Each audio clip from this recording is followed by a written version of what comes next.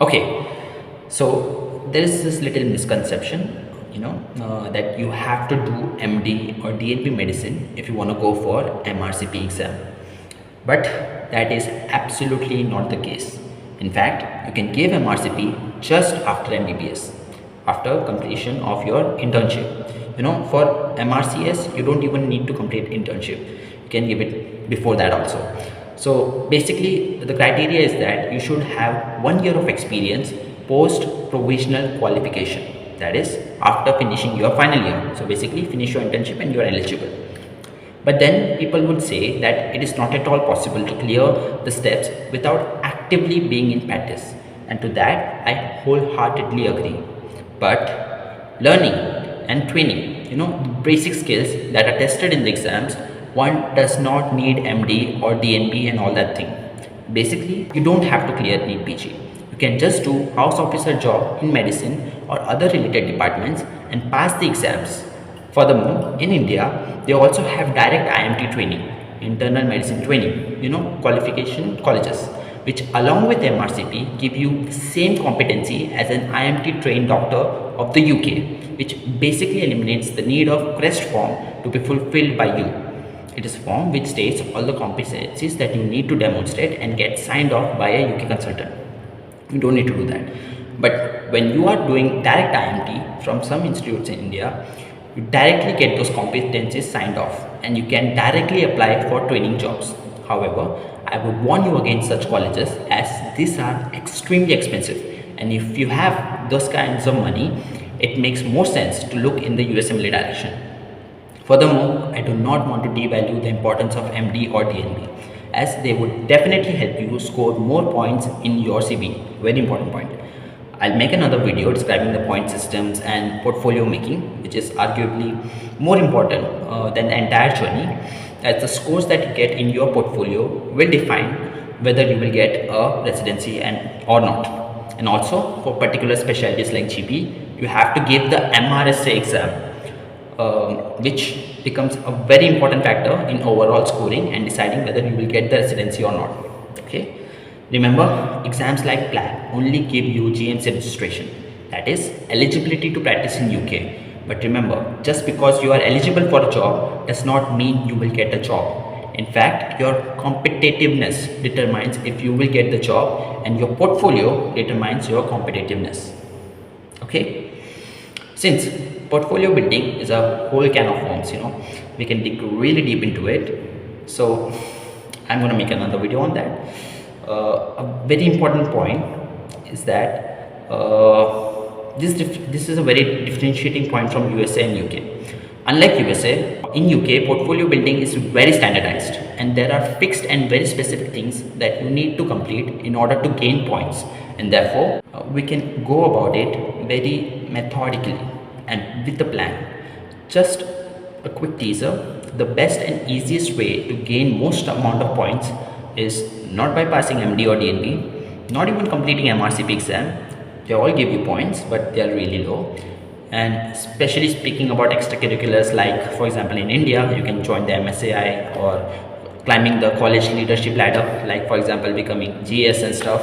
All that takes a lot of energy and efforts, but they give you no or negligible points, and that too, bargaining for the points is extremely difficult, as it is extremely difficult to justify them. And yes, you have to bargain for all the points. So if UK is your goal, don't waste your time and do something meaningful. Okay? The biggest point increaser by far with respect to ease of doing and points you get awarded is the audit, and I will make a very detailed video about that later, so stay tuned. Okay, it is the best thing that you can do. Next, I want to talk about real life examples of people, and for that let me take example of Dr. Suman Paul. That's the best example. With this example, I want to highlight and point out that people from all kinds of specialty are doing MRCP. So Dr. Suman Paul was a respiratory medicine MD doctor, but he gave MRCP, and since MRCP 1 and 2 are theoretical exams, he was easily able to pass them, even though his specialization was respiratory medicine, as these are theoretical papers. and they have the same amount of difficulty as that of USMLE. And therefore, if you are a guy or a girl who can dedicatedly study, you can clear these exams, especially if you have already cleared NEET PG. That would have a good base, that will provide a good base. But the problem arises in the practical exams, that is PACES, where you need to be proficient in all organ system examination, and also the way of presentation, and it has to be at the level of international standards. And that is where most IMGs fail. And even in case of Dr. Suman Paul, he failed the PACES exam. But since he had already cleared MRCP 1 and 2, he was able to apply for an alternative pathway to UK and do his PACES there. So even though he failed his PACES exam, did that stop him from pursuing his DP? No. He learned all the skills required on his own, as at that time there was not much coaching for it, and then gave the exams and passed them. And now is on the track for CCT, the highest qualification in UK and recognized as a consultant level qualification throughout the world except USA. The moral of the story is that you can learn everything, and it does not matter if your specialty is something else or very specific. And I'm not saying that MD or DNB in medicine won't help. If you do have a structured DNB or MD program, then it would definitely be beneficial, but it is not absolutely necessary. There are people who first did super specialization in India and then completed the MRCP, went to UK, worked as a non-training job for a few years, and then directly became a consultant through the Caesar route. Now again, that is another can of worms, but I want to justify to everyone that you can learn all this stuff. There are even coachings for it now. You can keep working while doing it, and therefore there won't be financial strain on you. And yes, once you pass the MRCP, there are lots of opportunities you will have, as it is a globally recognized and well respected exam.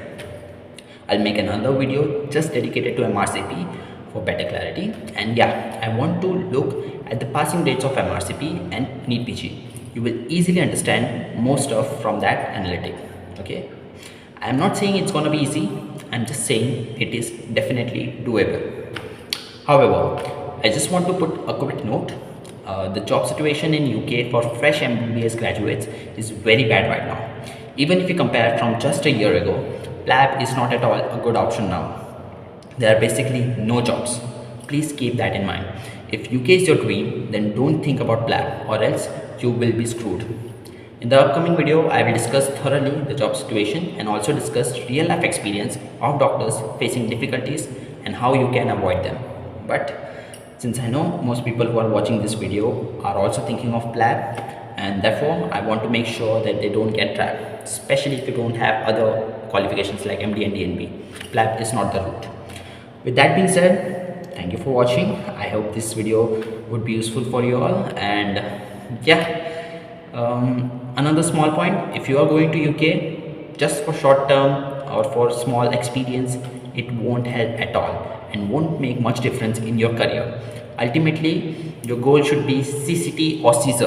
Other than that, if you're just spending time in UK, it is useless for the most part. And these are not my words, they are the words of Dr. Suman Paul himself, And therefore, I would advise you to take a look at his channel, as it is extremely useful and will give you a very in detail knowledge and tips to succeed in this pathway. Okay, with that being said, bye bye, best of luck.